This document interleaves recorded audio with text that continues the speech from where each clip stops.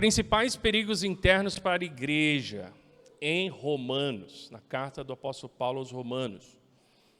Vou dar continuidade a essa série de meditações sobre esse tema, que são os principais perigos internos.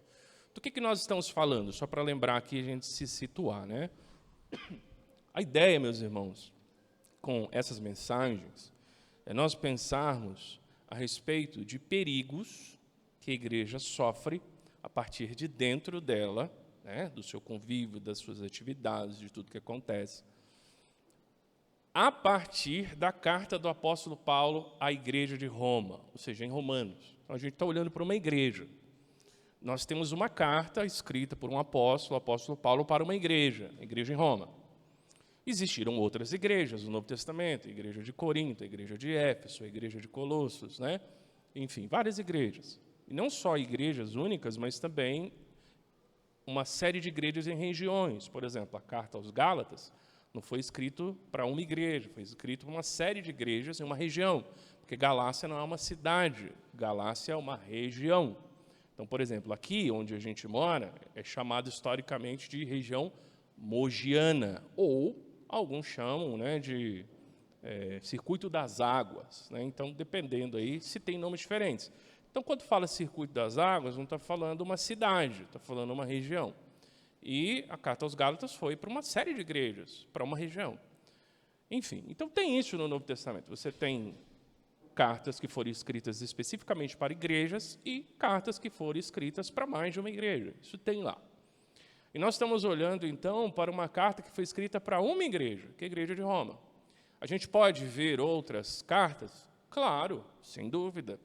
Esse esforço que eu tenho feito nesses domingos é para te incentivar a ler as cartas pensando, imaginando quais eram os desafios que aqueles irmãos enfrentavam, para que, a partir disso, a gente possa fazer a ponte para os nossos desafios. Eles viviam numa cultura diferente, num tempo diferente, com uma lógica diferente em muitas coisas, mas o ser humano é o mesmo, não muda. O ser humano da época de Moisés é o mesmo ser humano hoje. O mesmo coração pecaminoso da época de Abraão é o mesmo coração pecaminoso hoje, isso não muda. O ser humano não mudou de lá para cá. O que mudou foi cultura, tecnologia, né, língua, uma série de coisas. Isso muda e vai continuar mudando. Enquanto o ser humano existir, vai ter coisas diferentes. Talvez, se Jesus não voltar daqui a alguns séculos, o nosso país não seja um só, possa ter dividido, possa ter línguas diferentes. Isso é normal. Na história humana, isso é normal. Então, a cultura muda, o ser humano não. Então, quando a gente olha para uma carta, como essa carta aos Romanos, um exercício interessante de se fazer, e é o que eu tenho feito, é pensar quais eram os desafios que aquela igreja, que existiu de verdade, ela de fato existiu, ela era composta por crentes de carne e osso, tinham dificuldades. Quais foram os desafios que aquela igreja enfrentou? Para que, a partir disso, a gente possa pensar os desafios que nós enfrentamos como crentes. E você vai perceber que muita coisa que eles enfrentaram, nós enfrentamos hoje. Então, basicamente, esse é o desafio, pensar desse jeito. E, a partir disso, eu não vou ficar fazendo isso indefinidamente. Estou fazendo aqui em Romanos, então eu não estou vendo um texto específico, eu estou passando por toda a carta dentro dessa perspectiva. Mas eu gostaria de incentivar você a ler as outras cartas e pensar, fazer esse exercício. Lá, por exemplo, na igreja de Corinto, que nós temos 2 cartas no Novo Testamento, quais eram os desafios que eles passavam? Quais eram os perigos internos que eles enfrentavam? Porque, a partir disso, a gente pode pensar a nossa vida, pode pensar a igreja, tudo que a gente tem enfrentado, isso vai nos capacitar. Então, basicamente, essa é a ideia. Tá? Eu vou colocar aqui para você uma declaração, né, uma frase, que resume bem um pouco o que a gente tem falado a respeito desses desafios, que está aí para você. Todo problema na igreja encontra resposta não em melhor teologia, programas ou métodos, mas em conhecer, seguir e imitar a Jesus Cristo. A solução é cristocentrismo, não apenas em doutrina, mas em prática cristã diária. Então, resume bem, depois eu vou retornar nela, se você quiser, enfim, guardar ela para você meditar, fica à vontade. Mas a ideia é a gente pensar a partir disso, né? Que não é programa, saber mais teologia ou coisas assim. Todas essas coisas são boas, mas elas não podem ser um fim em si mesmo. E aí vai aparecer para você também, meu irmão, minha irmã, os perigos que a gente já viu até o momento, que são os perigos internos. Eu vou passar rapidamente, vai aparecer para você um resumo, tá? Nós já vimos 4, e hoje nós vamos ver o 5º, ok? Focar em regras em vez de relacionamento com Deus, nós vimos isso, que é o problema do legalismo.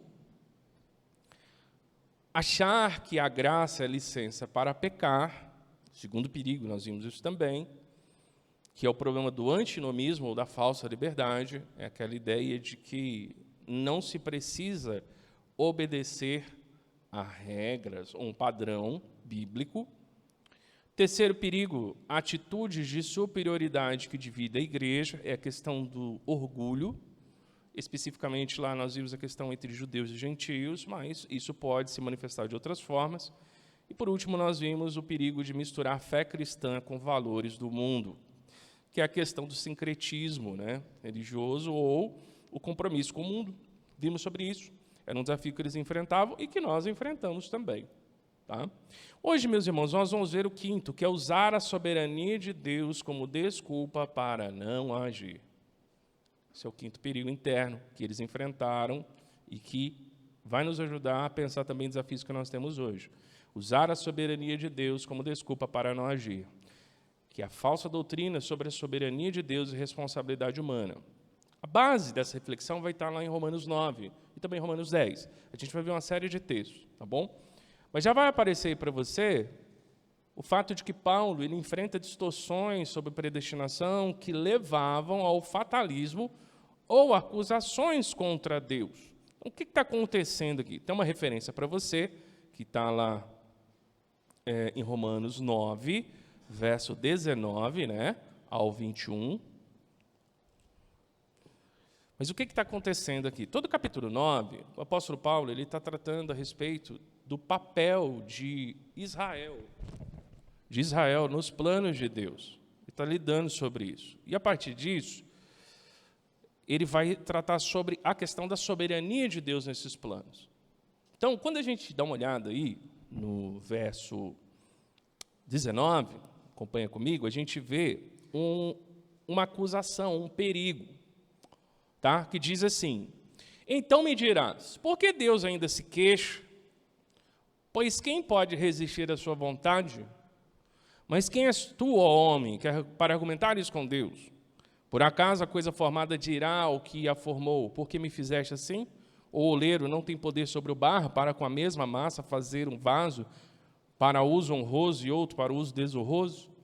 Então, o que eu quero enfatizar aqui, dentro da acusação, que é errada, o apóstolo Paulo está lançando uma acusação que ele mesmo vai rebater, que é o que está aí no verso 19. O verso 19 aí da sua Bíblia. Que é como se fosse uma pessoa retrucando Deus.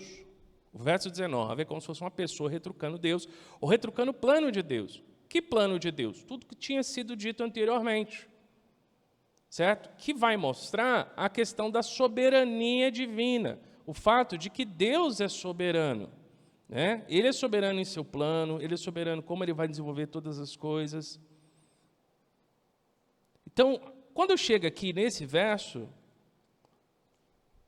essa pessoa, ela questiona Deus. Isso começa lá no verso 9. Do verso 9 até o verso 18, o apóstolo Paulo está falando sobre a soberania de Deus, no plano de Deus de construir um povo para que a partir desse povo pudesse vir o Salvador. Então começa aí no 9, porque a palavra da promessa é esta: por este tempo virei e Sara terá um filho. E não somente isso, mas também a Rebeca, que concebeu de Isaque, nosso pai. E vai falar da linhagem, verso 11, pois os gêmeos ainda não tinham nascido, nem praticado bem ou mal, para que o propósito de Deus, segundo a eleição, seja divina, permanecesse firme, não por causa das obras, mas por causa daquele que chama. Se disse, o mais velho servirá ao mais novo, como está escrito, amei Jacó, mas rejeitei Esaú. Que diremos? Há injustiça da parte de Deus? De modo nenhum. Pois ele diz a Moisés, terei misericórdia de quem eu quiser ter misericórdia, e compaixão de quem eu quiser ter compaixão. O que ele está querendo dizer aqui? Deus escolheu um filho em detrimento do outro, e ele escolheu segundo a sua vontade. Então, aqui está falando de soberania. Quando chega no 16, diz assim, isso não depende da vontade nem do esforço de alguém, mas de Deus mostrar misericórdia. E, de novo, ele vai dar um outro exemplo bíblico, que é o de Faraó. Pois a Escritura diz ao Faraó: para isso mesmo te levantei, para mostrar em ti o meu poder e para que o meu nome seja anunciado em toda a terra. Portanto, ele tem misericórdia de quem quer e endurece a quem quer. Então, tanto o exemplo de Jacó como o exemplo de Faraó são exemplos de como Deus vai cumprir os seus planos para o plano maior de redenção. As pessoas que ele colocou nesse plano, as coisas que envolveram isso, circunstâncias e situações, e de como Deus vai conduzindo tudo isso para a obra de salvação. Todo o trecho no capítulo 9 está falando a respeito do papel de Israel no plano de salvação. E esses exemplos aqui estão falando sobre isso. Como Deus escolheu Jacó em detrimento de Esaú, como Deus usou o Faraó para poder mostrar a sua glória e depois libertar o povo de Israel. Então, aqui, o ponto é, Deus, ele fez todas essas coisas. Se ele fez tudo isso, então por que ele se queixa de Israel ter rejeitado o Messias? Se foi ele que foi soberano em todas as coisas nos seus planos, por que ele se queixa? Quem pode dizer não a Deus? Quem pode falar com Deus, não faça assim, não faça assado, tem que ser dessa forma? A pergunta é retórica. Ninguém. Ninguém consegue, não tem como. Só que aqui tem um problema. De fato, o verso 20 a 21, o apóstolo Paulo ele não nega a soberania, ele afirma ela. Ele diz, realmente, você que é vaso, quem que você pensa que você é para falar para o olheiro como ele tem que te fazer, como ele deveria, né, se comportar, como ele cumpriria os propósitos dele? Então, Paulo, ele ataca essa objeção, primeiro, afirmando a soberania de Deus, ele não nega isso. Só que na sequência a gente vai ver que ele também afirma uma segunda coisa, que é o que eu vou dar continuidade daqui a pouquinho. O fato de que Israel foi responsável por rejeitar o Messias. Então, aqui, o grande perigo, meus irmãos, é quando a gente olha para a soberania de uma forma em que a soberania de Deus é distorcida na nossa compreensão e isso gera passividade no nosso relacionamento com Deus. Em que sentido? A gente pensa assim, bom, Deus faz como Ele quer, Ele é soberano, não tem quem possa dizer para Ele o que fazer, deixar de fazer, como vai ser. Se é assim, se Ele quiser salvar alguém, Ele vai salvar, se Ele quiser converter alguém, Ele vai converter, se Ele também não quiser converter, não vai converter, e, enfim, não importa o que eu vá fazer, ou outra pessoa vai fazer, ou seja lá, o que alguém vai fazer, no final das contas, Ele vai cumprir o plano dele. Visto que não adianta fazer absolutamente nada para compungir a Deus, ou seja, para fazer Deus fazer o que eu gostaria, o que eu imagino, então deixa Deus fazer o que Ele tiver que fazer e pronto. E eu vou ficar aqui esperando, que é o problema da passividade. Esse é um problema muito sério. Uma compreensão equivocada da soberania de Deus pode levar à passividade espiritual. Isso podia estar acontecendo com eles. E aqui que é o perigo. Então, esse trecho ele não nega a soberania de Deus. Ele afirma, mas ele também diz que Israel foi responsável. E a gente vai ver isso aí. Israel foi responsável por rejeitar o Messias, por não responder em fé. E depois, o apóstolo Paulo, no capítulo 10, ele inclusive coloca o critério de salvação. O homem, a pessoa, o judeu, o gentio, seja quem for, ele precisa ouvir o evangelho e responder em fé ao evangelho. Não é algo passivo. Se Deus quiser, Ele converte aquela pessoa e acabou. Historicamente, essa foi uma heresia e que, infelizmente, ainda existe na igreja, que alguns têm chamado, é um termo, né? Enfim, todo termo é limitado, mas tem chamado de hipercalvinismo. Isso aconteceu no período das grandes missões. Então, quando houve o grande esforço missionário no século XIX, XVIII e XIX, para se levar o evangelho a povos não alcançados, muitos missionários saíram pelo mundo. E aí houveram grandes missionários na Inglaterra, enfim, países, né, protestantes. E conta-se uma história uma vez de um missionário que queria levantar fundos para poder levar o evangelho para esses povos não alcançados, pagãos. Né? E aí ele buscava recursos, buscava fundos. Só que aí havia algumas lideranças eclesiásticas que tinham essa perspectiva errada do hipercalvinismo. Eles acreditavam que Deus faz tudo, que nós somos passivos e a gente tem que deixar na mão de Deus para Ele fazer. E aí uma das pessoas responsáveis chegou até esse missionário e disse, meu querido, fique calmo, se Deus quiser salvar os pagãos, Ele fará isso sem mim, sem você. Então, o grande problema dessa visão é que ela gera passividade. Ela faz com que as pessoas se tornem passivas dentro da responsabilidade que elas têm diante do chamado de Deus, tanto para a pregação quanto para a santidade. Então, a soberania de Deus é uma verdade que a Bíblia afirma, isso é inquestionável, mas a responsabilidade também é, e essas duas coisas têm que andar juntas. Então, quando nós olhamos para a soberania de Deus, aqui no caso, na carta aos Romanos, o que está acontecendo é que Paulo está explicando o plano soberano de Deus e como Israel se encaixa nisso. E ele vai tratar capítulo 9, capítulo 10 e capítulo 11 só para falar disso. Depois você pode ler com calma durante a semana. Capítulo 9, capítulo 10, capítulo 11. Então ele está mostrando a soberania de Deus e como Israel se encaixa nisso. Como isso serve para a gente? Como um texto de reflexão para que a gente possa pensar como a soberania de Deus age e qual o nosso papel dentro disso e como nós somos chamados à responsabilidade. Então, o ponto é, a soberania de Deus é real, mas ela nunca pode gerar passividade no coração dos crentes. Ela gera conforto, ela gera esperança, ela gera segurança, ela gera fé, mas ela não pode gerar passividade. E, infelizmente, isso acontece. As pessoas acham, Deus é soberano, Ele me elegeu, Ele elege, Ele faz, acontece, pronto. Vou ficar aqui esperando até que Ele faça o ser santo. Não vai acontecer.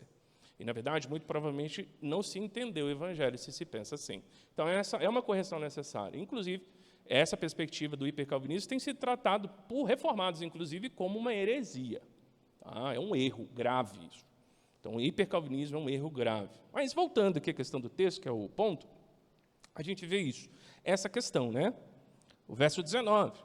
Qual a resposta do apóstolo Paulo? Ele vai afirmar no verso 20, conforme nós lemos, e, na verdade, se você seguir do 20 até o 24, ele vai afirmar claramente a soberania de Deus, verso 20 a 24.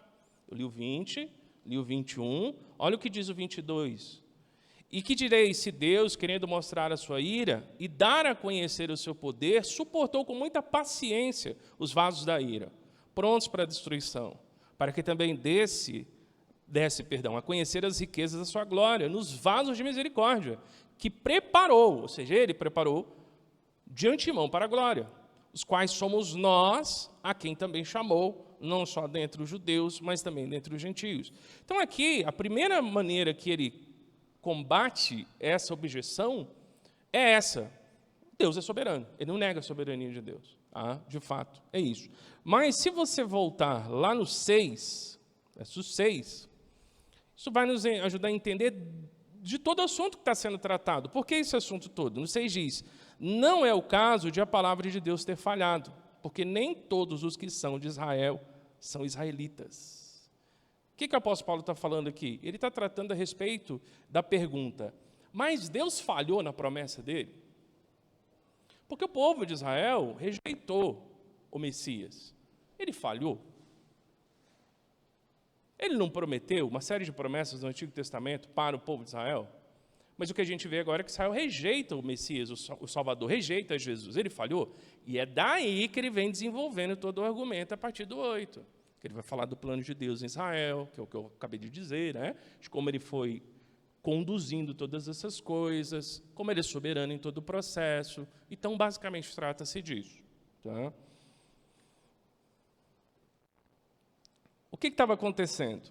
O gentio, ele podia, de certa forma, desenvolver, porque a igreja era mista, a igreja de Roma ela era parte gentílica e parte judaica.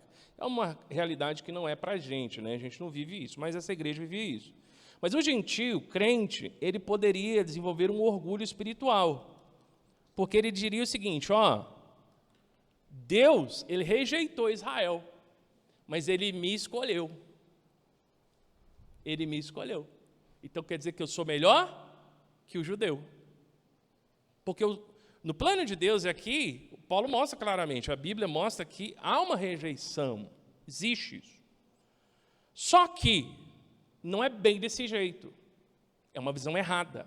Então o gentio que causasse orgulho em seu coração, dizendo, olha, Deus me escolheu, está vendo? Ele rejeitou Israel, ele estava errado. Então, e uma outra coisa que ele diria, bom, visto que Deus rejeitou Israel, eu não preciso me preocupar com os judeus, porque Deus já rejeitou eles mesmos, não tem jeito.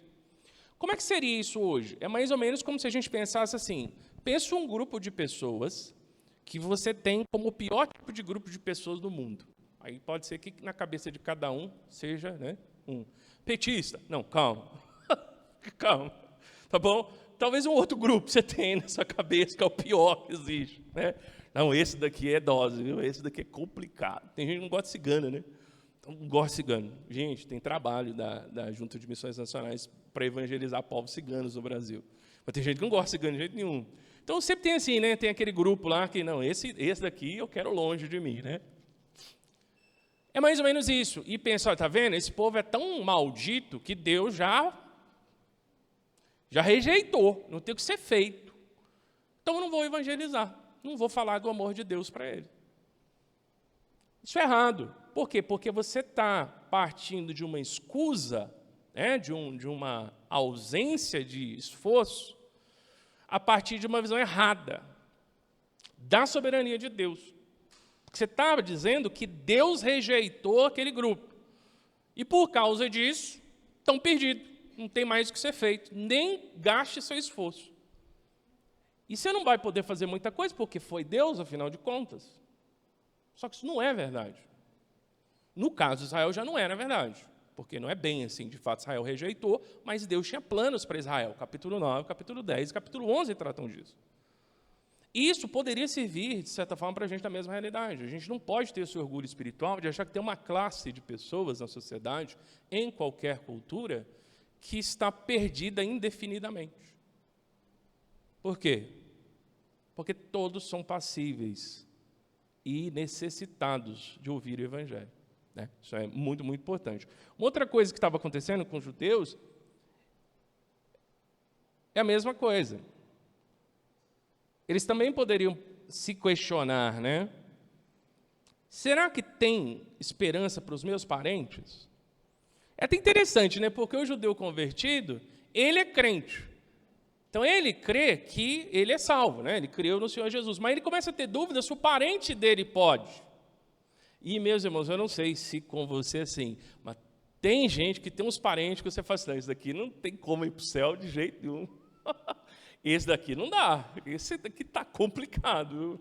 Ó, só a graça de Deus, né? Que é a exclamação de crente, né? Só a graça de Deus, aqui não vai. Mas é o mesmo problema. Por quê? Porque eles estão olhando para os judeus e pensando, Deus rejeitou Israel, não tem mais esperança. Então, mas é engraçado que ele foi alcançado, né? Então, ele foi alcançado, mas o parente dele não pode ser. Então, essa é uma visão errada também. E tudo isso baseado no quê? Na soberania de Deus. E nessa questão de uma comunidade mista entre judeus e gentios, isso serve para fazer três coisas. Primeiro, para justificar a passividade evangelística, né? Deus salva quem Ele quer, que foi o exemplo que eu dei. De fato, Deus salva quem Ele quer, pelos meios que Ele instituiu. Qual foi um dos meios principais que Ele instituiu? A pregação. Deus é soberano não apenas sobre a salvação, mas sobre os meios. Deus poderia salvar dizendo, anjos, preguem para os homens. E os anjos iam ser os recursos. Mas a Bíblia diz que ele não fez isso. Os anjos até gostariam de entender a mensagem da salvação, mas dentro da soberania de Deus, ele falou assim, não vai ser os anjos, não. Vai ser os pecadores que eu alcançar pela minha graça, eles vão ser o recurso. Então, Deus é soberano, usando a minha e a sua vida. Você está vendo que tem participação? Existe participação. Mas eu faço, mas no final é Deus que salva. Amém por isso, né? Que bom. Mas exige a nossa participação. E ele está lidando com isso. Ou seja, aquela comunidade gentílica olha para os judeus, para os israelitas, com desdém. Vocês são um povo maldito, né? Israelita, mas assim, né? Mais ou menos isso.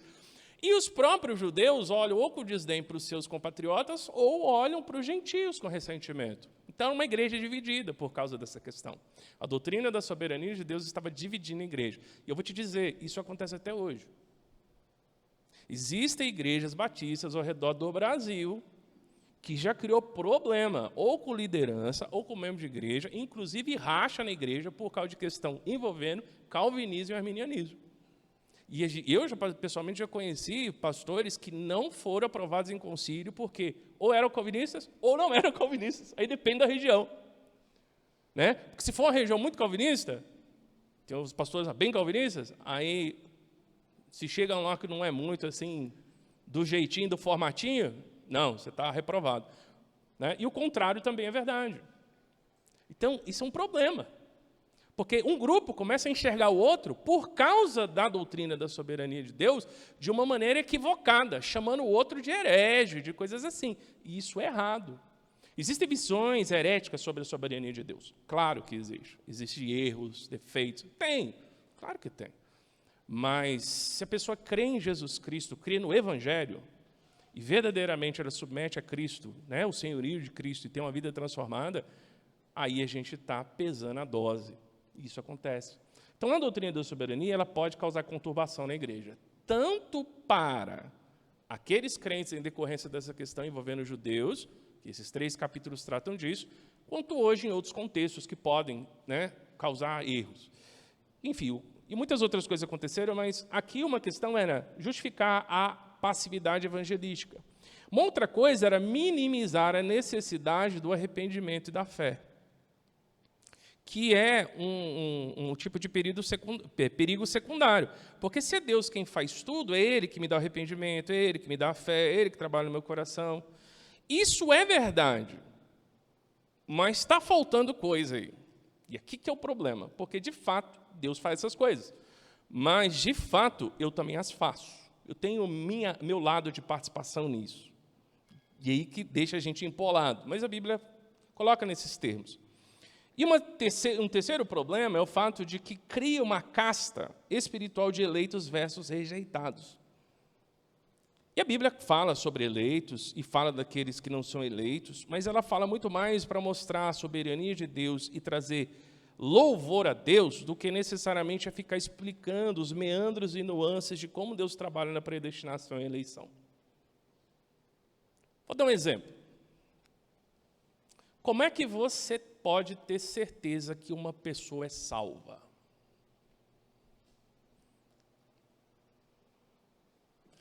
Provavelmente o que você vai pensar é o seguinte, pelos frutos. Ok, os frutos podem te dar um indicativo, mas você pode ter certeza? Então, o grande erro aqui é a soberania sobre a decisão. Vou colocar 3 situações para você entender. Primeira, a soberania da decisão está em Deus, que é a visão monergista, ou o termo, né, esse, ou vamos colocar o calvinismo. Então, quem tem certeza de quem é salvo? Deus tem. Por quê? Porque a soberania da decisão é dele. Então, quem decidiu quem vai ser salvo é Deus. Então, qual o único ser no universo que tem como dizer se alguém é salvo? Deus. Beleza. Você tem acesso ao conhecimento de Deus? Tem na palavra, no que Ele revelou. Mas Ele revelou para você quem é salvo? Não. Eu nunca achei uma lista aqui. Você já achou? Vamos dar uma olhada na lista. Lista dos salvos de 2026. Fulano, ciclano, terceiro, aí tem lá, né? Aí depois 2027, 2025, aí tem a listinha. Aí você lembra mais ou menos a data assim, da sua conversão e dá uma conferida na lista. Se seu nome estiver lá, beleza. Se não tiver, se preocupe. Né? É mais ou menos isso. Então, na primeira posição, a decisão, primeira visão, a decisão, a soberania sobre a decisão está em Deus. E como está em Deus, ninguém tem como ter certeza se é salvo. Que absurdo, pastor. É verdade. Você tem a certeza de que Cristo morreu pelos seus pecados, que a obra dele é suficiente, de que você creu nele e você se agarra nisso. Não é? E é o que a Bíblia diz que você tem que fazer. Mas eu tenho como te dizer se você fez isso de coração? De coração. Eu tenho como dizer? Não. Tem alguém que tem como dizer? Tem. Quem? Deus. Deus tem. Deus tem. Deus tem como dizer, mas eu não tenho como dizer. Eu tenho como olhar para a sua vida, ver os frutos, ver mais ou menos como você anda e falar, olha, tudo indica que, de fato, é uma pessoa que creu, entendeu, dá sinais, mas ainda assim eu não tenho acesso ao conhecimento único e exclusivo de Deus, correto? Então, por isso que a igreja entende que o nosso conhecimento sobre certeza de salvação é limitado. É limitado. Essa é a primeira perspectiva, a perspectiva de que a soberania da decisão está em Deus. Tem uma segunda perspectiva, que é diferente da primeira, que é a seguinte: a soberania da decisão está no homem, que também é uma perspectiva, que é a seguinte: Deus até sabe quem vai crer, mas até que aquela pessoa creia, ninguém tem como ter certeza. Então, quem pode dizer de fato, mais ou menos, né, se creu, é quem? É a própria pessoa, porque foi ela quem creu. Deus não fez ela crer. Quem que creu? Ela. Eu posso dizer se ela creu? Não. Eu posso olhar os frutos, eu posso perceber coisas na vida da pessoa, posso caminhar e posso dizer, olha, tudo indica que essa pessoa creu. Tudo indica que ela creu. Mas eu não tenho como afirmar 100% de certeza que ela creu. Como é que eu vou afirmar uma coisa 100% assim? Não tem como. Deus até poderia saber, porque ele tem conhecimento perfeito de tudo, mas partindo da perspectiva da escolha, é só a própria pessoa, de alguma forma, que poderia dizer isso. E a gente não tem como atestar se de fato ela creu, no fim das contas. Essa segunda, né, que seria os arminianos. Esse pessoal que tem a visão de que, no final das contas, é a decisão do homem ou a rejeição dele que vai dizer se alguém é salvo ou não. Tem muitas igrejas e pastores que têm essa visão. E eles dizem que a salvação é em Cristo Jesus, que a pessoa creu no Evangelho, que a conversão tem que ser real, tem que ter uma transformação, mas, no final das contas, ela não pode dizer para a pessoa se ela creu. Eu estou aqui no raio-x espiritual e eu consigo ver que você não creu, não. Mas eu criei sim. Não, você não creu, não. Que está mostrando aqui na tomografia espiritual que você não creu. Não tem quem faz isso. Não existe essa pessoa. Então, na segunda opção, também não há a possibilidade de uma pessoa atestar a salvação da outra. Não tem como. A gente pode mostrar os sinais, exortar, orientar, encorajar, mas eu não tenho como dizer que uma pessoa é salva. Nossa, pastor, daqui a pouco vai virar católico, né? Porque o católico que fala que é salvo, não. Vou fazer o parêntese de novo. Aqui, eu não estou dizendo que nós não possamos ter certeza de salvação a partir de Jesus. A partir de Jesus nós podemos. A obra de Cristo é suficiente, é repetível, ela é completa, ela é definitiva. Se você crê em Cristo, se a justiça de Cristo for atribuída a você pela fé, você é salvo. Pode ter essa certeza. O ponto aqui não é esse, eu não estou questionando isso. Isso de fato existe. O ponto é, você creu. Você creu. Entendeu? Terceira possibilidade aqui. Nem a soberania da decisão está em Deus, nem a soberania da decisão está na pessoa que creu. A soberania da decisão está em quem vê. Que, de certa forma, é a perspectiva das igrejas e crentes que supervalorizam métodos.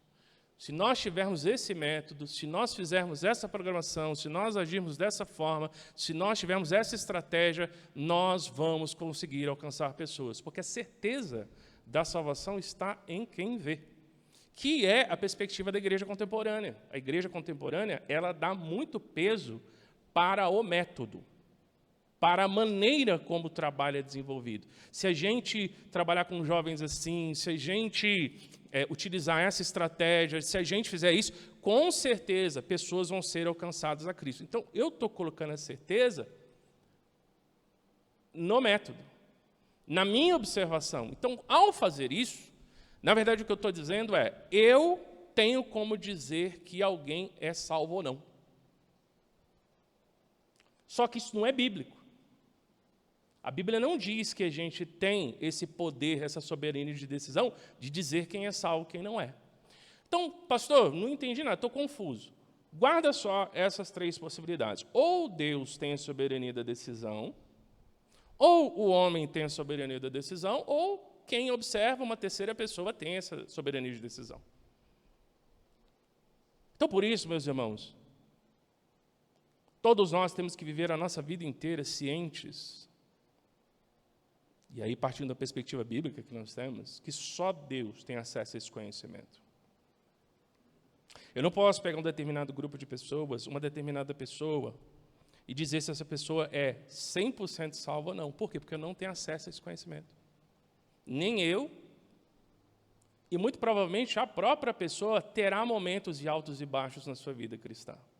Se a certeza está na pessoa, se a decisão de soberania está na pessoa, como é que você explica pessoas que têm altos e baixos na vida espiritual? Pessoas que duvidam, que têm momentos de dúvida na sua caminhada com Deus. Se você perguntar para uma pessoa num período dessa da vida dela se ela é salva e ela está passando por uma dificuldade, ela pode errar e dizer que não. Você está vendo que nem a própria pessoa tem esse conhecimento? Então, qual é o conhecimento objetivo que nós temos? Que Deus é soberano, que Ele é soberano na sua salvação, que a obra de Cristo é suficiente, que nós precisamos acolher o Evangelho em arrependimento, quebrantamento e mudança de vida, e caminhar a nossa vida inteira agarrado a essa verdade. E nunca se afastar dela um dia sequer. E caminhar pela fé. Porque, meus irmãos, se nós tivéssemos essa certeza, não seria mais fé. Seria certeza.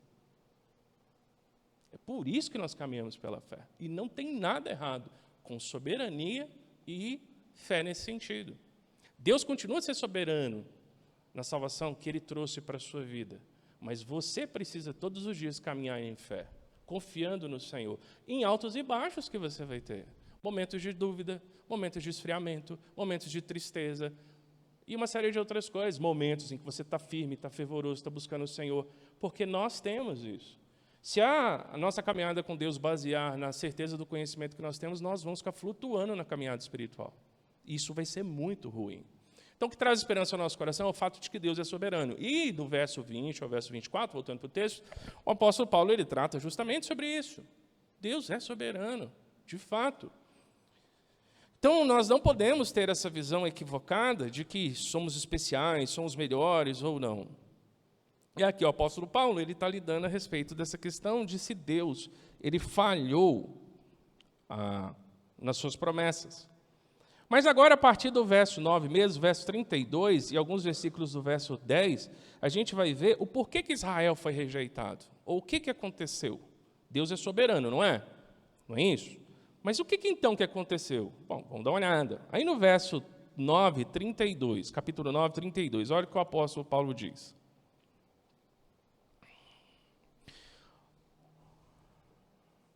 Por quê? Porque o quê, né? Aí tem que ler o 31, né? Porque o quê? 31, mas Israel, buscando a lei da justiça, não alcançou essa lei. Então, o que é o porquê aí? Por que ele não alcançou a justiça? Por que ele não alcançou a justiça? 31. Porque não a buscaram pela fé, mas com base nas obras. E tropeçaram na pedra de tropeço. Que pedra de tropeço é essa? Verso 33, olha o que diz aí. Como está escrito, eu ponho em Sião uma pedra de tropeço e uma rocha de ofensa, e quem nela crer não será envergonhado. Então, aqui nós vemos que Israel sofreu essa rejeição temporária, que aí teria que ler o trecho todo, né? Essa rejeição é temporária. Mas ela sofreu, em parte, além dos planos soberanos de Deus, mas porque eles rejeitaram o Messias e porque eles buscaram a justiça pelas obras e não pela fé em Cristo Jesus. Aí, o ponto é, mas Deus não é soberano? É. Mas Israel é responsável? É. Também. Essas duas coisas estão na palavra de Deus. O capítulo 9 afirma a soberania de Deus, mas o próprio capítulo 9 também afirma a responsabilidade da incredulidade de Israel. Então tem que tomar muito cuidado. Tanto que, continuando, meus irmãos, olha o que acontece aí. Então, o primeiro erro deles é o fato de que eles buscaram a justiça pelas obras. E depois, no capítulo 10, no verso 3, a gente lê que, pois, não reconhecendo a justiça de Deus, eles não reconheceram a justiça de Deus. O que era a justiça de Deus? A obra de salvação em Cristo Jesus. Eles não reconheceram a justiça. Eles viram o que Deus fez em Cristo e disseram, eu não acredito nisso. Eu não acredito nisso. Não creio nisso. Eu não creio que Jesus é o Messias. Eu não creio que Ele é o Messias prometido, é aquele que cumpriria as promessas. Eu não creio. A gente não crê nisso. A gente não reconhece isso como justo. Se Deus fez isso, a gente não concorda. É, por exemplo, como os espíritas. Você vai conversar com um kardecista, uma das grandes crises dos cadecistas é o seguinte, eles pensam assim, ó, cada um leva a sua culpa. Esse negócio de uma pessoa levar a culpa de outra está errado. Está errado isso aí. Você não errou? Errou. Quem que paga? Você. Você que errou. Se você faz uma dívida, eu não sou cadecista mais não, tá bom? Fica tranquilo. Eu estou só explicando a lógica deles. Você fez a dívida? Você não fez não, né, Di? Por favor, hein? Você fez a dívida? Fez. Então quem que paga? Você. Você que paga. Essa é a lógica deles. Se você chega para um cadecista, por exemplo, e fala assim, de fato, nós erramos, mas Deus é tão gracioso, é tão bom, tão misericordioso, que Ele pagou a dívida. O cadecista fala, está errado. Eu não concordo com isso. Se Ele pagou, Ele está errado. É injusto. Quem tem que pagar é a pessoa que fez a dívida. É uma dificuldade para o cadecista do Evangelho. Sabia? Ele não concorda com Deus pagando o pecado dos outros. Então, o que ele está fazendo? Ele está negando a justiça de Deus. E eu poderia pegar vários tipos de pensamentos, enfim, que no final das contas vai dar a mesma coisa. Vai se negar a justiça de Deus. Vai se negar a justiça de Deus. Se você for parar para pensar no seu familiar ou conhecido católico romano, o purgatório é um local onde as pessoas precisam pagar pelos pecados veniais. É uma penalidade temporária. Então, quem está no purgatório, segundo a teologia católica, não vai para o inferno. Tá? Ele vai para o céu.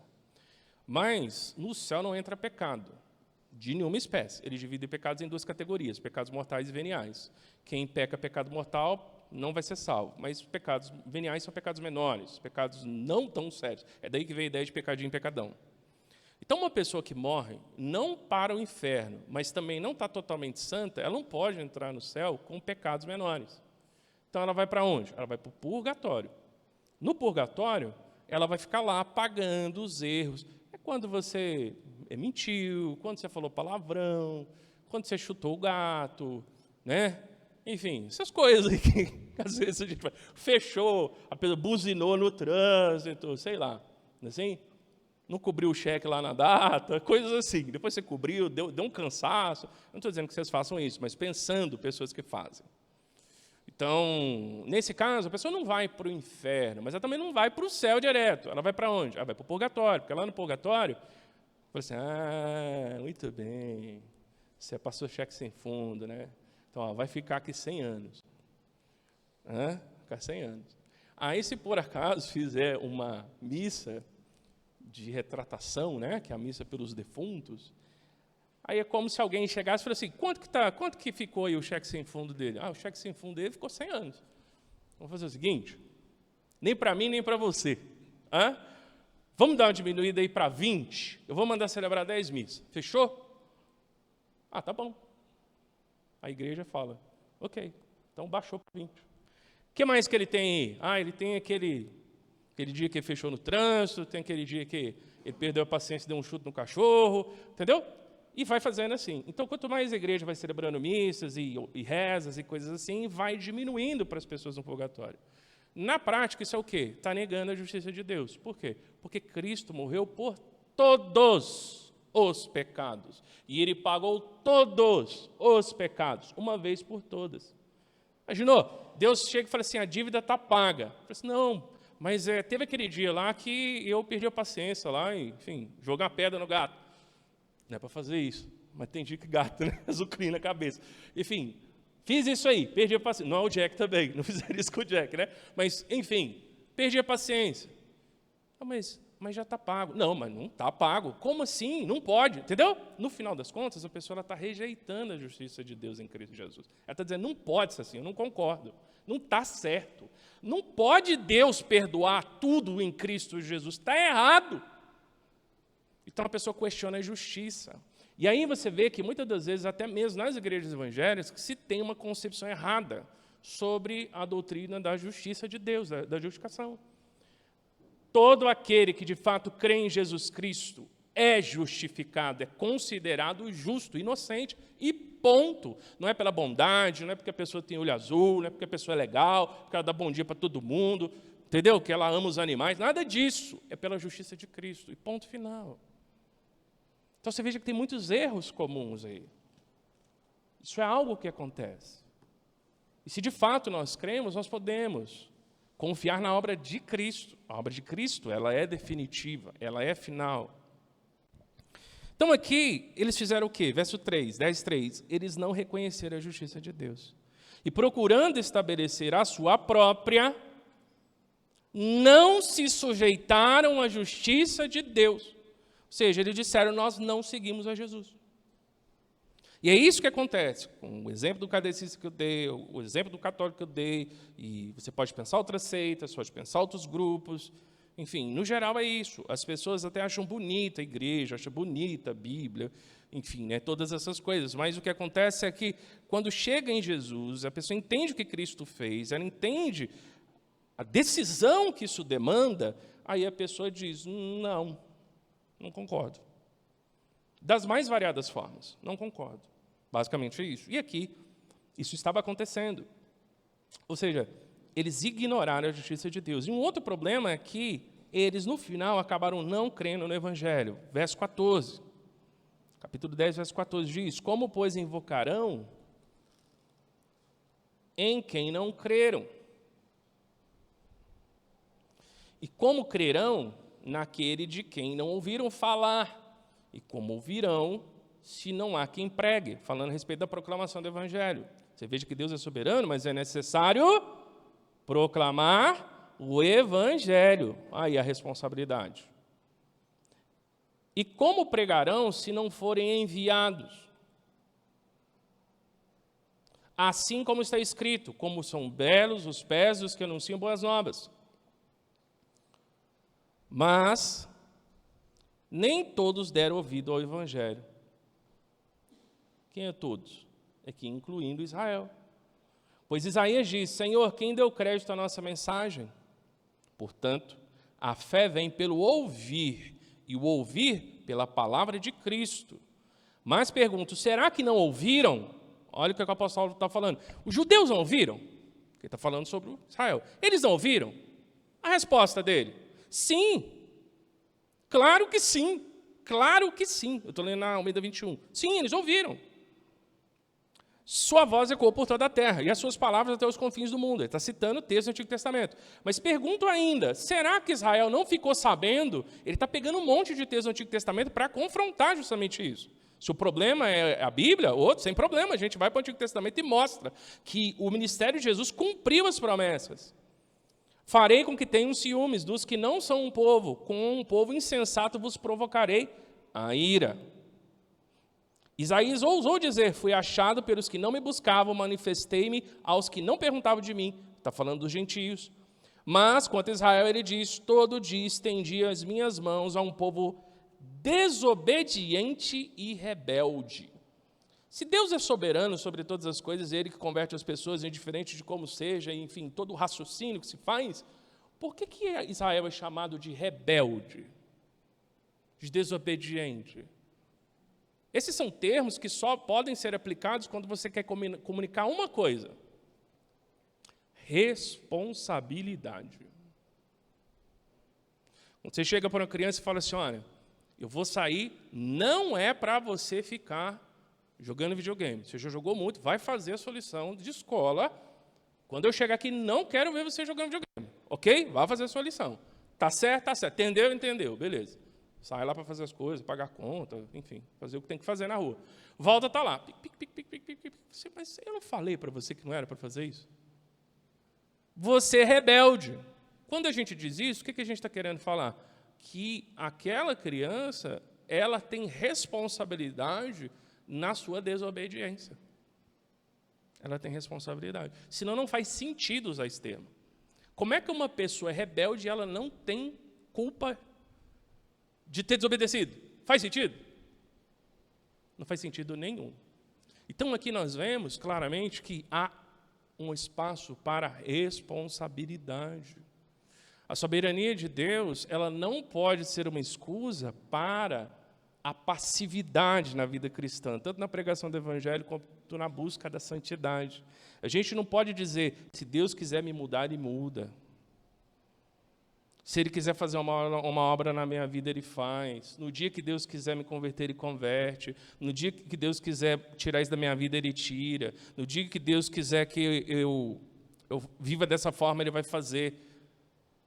Ele vai fazer, mas a partir da sua decisão e comprometimento de fazer o que Ele quer que você faça. Aí Ele vai fazer. Deus quer que nós oremos. Aí Deus vai mandar um anjo para correntar a gente, colocar a gente de joelho e colocar uma espada na cabeça da gente e falar assim, ora, senão eu te mato. É assim? Isso daí não existe.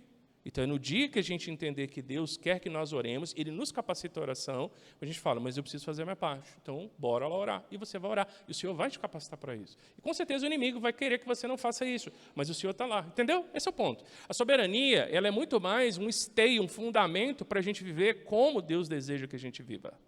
Nunca um tipo de escusa para que a gente fique esperando passivamente que Deus faça tudo o que Ele deseja fazer na nossa vida. Porque não funciona assim. Nunca funcionou. Em nenhum lugar da Bíblia funciona assim. Então, precisamos estar atentos em relação a isso. O equilíbrio aqui, portanto, está aí do 9:30 até o 10:13. Né? Enfim, depois você pode ler. Mas o que eu gostaria de chamar a sua atenção aqui é no verso 9 e 10. Tá? O equilíbrio está do 9:30 até o 10:13. Mas eu quero chamar a sua atenção para o 9 e para o 10. Se Deus é soberano sobre todas as coisas e Ele age e nós não temos nada a fazer, faz sentido o verso 9 e o verso 10? Olha o que diz. Porque se com a tua boca confessares Jesus Cristo como Senhor, e em teu coração creres que Deus o ressuscitou dentre os mortos, serás salvo. Eu quero chamar a sua atenção aqui para essa pequena palavra aqui no verso 9. Se. O que ela quer dizer? Que pode ser que sim e pode ser que não. Está aí comigo? Então, se uma pessoa confessar de coração, ela é salva. Tanto que a continuidade diz, pois com o coração é que se crê para a justiça e com a boca faz confissão para salvação. Eu não tenho como dizer se uma pessoa de fato fez de coração. Eu posso observar, ajudar essa pessoa, mas esse é um conhecimento que só Deus tem.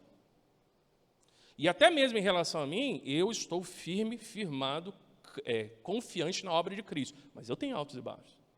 Então, quando isso começa, o melhor conselho que eu te dou é para de olhar para você mesmo e começa a olhar para Cristo. Porque se você olhar para você, você vai desesperar. Eu não sou crente, não. Eu não sou crente, não. Deus, se eu for crente, entendeu? Vai acontecer isso aí. A gente começa a ficar desse jeito. Então, para com isso aí, porque a gente oscila. O que você tem que fazer é, uau, que coisa na minha vida. O que eu faço? Bom, primeira coisa, Jesus me socorre. Corre para Jesus. Corre para Ele. Porque se por acaso você ainda não é crente, se você correr para Ele, você pode ser. O que não vai acontecer se você ficar parado, né? Então corre para Ele. E se você for, que benção, que Ele vai te fortalecer. De qualquer forma, você sai ganhando na história. É uma questão de lógica. Então isso ajuda o nosso coração a ficar firme no Senhor. Se a gente ficar olhando demais para a gente vai ter dúvida toda semana. A não ser que você não seja pecador como eu, né? Se você for, você vai ter. Tá bom? Agora, quando a gente olha para Cristo, a gente vai ter certeza todo dia. Porque a obra dele é suficiente. Agora, dizer se alguém realmente... isso é só Deus que tem como dizer. Porque nem a própria pessoa teria um conhecimento perfeito e nem um terceiro tem esse poder. Não existe. Essa visão não tem lógica bíblica. Entendeu? É como se eu desse poder de um Deus para uma pessoa dizer quem pode ser salvo e quem não pode. E, obviamente, isso não pode acontecer. Então, na verdade, partindo da perspectiva bíblica, só Deus tem esse conhecimento perfeito. E a gente descansa nele, corre para ele. É assim que tem que fazer. Então, o que nós vemos aqui, meus irmãos? Um chamado à resposta. Judeus e gentios precisam responder pela fé à proclamação do Evangelho. Precisam. E confiantes que o Senhor fará a obra ao seu tempo. Ele trabalhará. Vou deixar essa colocação aqui para você, essa frase, que eu acho que resume bem tudo que nós conversamos e pensamos essa noite. Deus é soberano na salvação. Portanto, pregue com confiança. Creia com esperança. Os resultados estão nas mãos dele, mas a obediência está em suas mãos. Suas mãos. Pregue confiante no poder dele. Ele trará os resultados. Agora, quem é que vai ser obediente? Nós. Nós vamos ser. É necessária uma resposta de fé. Muito necessário. Como é que a comunhão pode nos ajudar? Cada período tem trabalhado a questão da comunhão. Como é que a comunhão pode nos ajudar nesse desafio, nesse perigo? Combinar o ensino da soberania de Deus com chamados claros à oração, a oportunidade agora é dia 13. A evangelização e ao serviço ativo na obra do reino. Essas duas coisas têm que estar juntas. Soberania e responsabilidade na Bíblia elas estão juntas. E tem que continuar juntas, porque elas estão lá. Viva confiante que o Senhor é capaz de todas as coisas e de que você é chamado à responsabilidade de fazer o que precisa ser feito. Porque o Senhor pedirá contas sobre o que nós fizemos ou deixamos de fazer. O que nós precisamos para fazer, Ele já nos deu. A palavra de Deus diz que todas as coisas, 1 Pedro 1:4, acho, que todas as coisas necessárias para uma vida piedosa nos foram dadas em Cristo Jesus. Tudo que a gente precisa para viver de uma maneira que agrada a Deus, nós já temos. Ele já nos deu. Já nos deu. O que a gente precisa é fazer uso disso. Então, uma possibilidade que a comunhão pode nos ajudar muito. Focar, sim, na questão da soberania, mas ter esse esforço de oração, evangelização e serviço, juntos como corpo. Nós juntos fazemos isso aí. Termos esse esforço. Isso vai ajudar. A comunhão, nesse sentido, pode ajudar muito. Vamos repetir a frase do início que eu coloquei? Pensando nesses desafios? Aparece aí para você. Todo problema na igreja encontra resposta não em melhor teologia, programas ou métodos, mas em conhecer, seguir e imitar Jesus Cristo. A solução é cristocentrismo, não apenas em doutrina, mas em prática cristã diária. Senhor Deus, obrigado, Senhor, por essa palavra que nos faz pensar a respeito da verdade bíblica da soberania do Senhor e também do chamado que temos de responder em fé a seus imperativos, a tua vontade, as exortações da tua palavra e, Senhor, aos teus planos. Sabemos, Senhor, que a capacitação vem do Senhor, o Senhor tem nos sustentado, tem nos guardado e tem nos dado capacidade de responder obedientemente, Senhor. Que o nosso coração, Senhor, se abra para isso, que nós deixemos de nos fechar à obediência e com fé e humildade façamos o que lhe agrada. Obrigado, Senhor, por tua graça. Obrigado porque somente tu és soberano, o Senhor está nos céus e o Senhor faz tudo conforme o Senhor quer. É o que pedimos e agradecemos em nome de Jesus. Amém.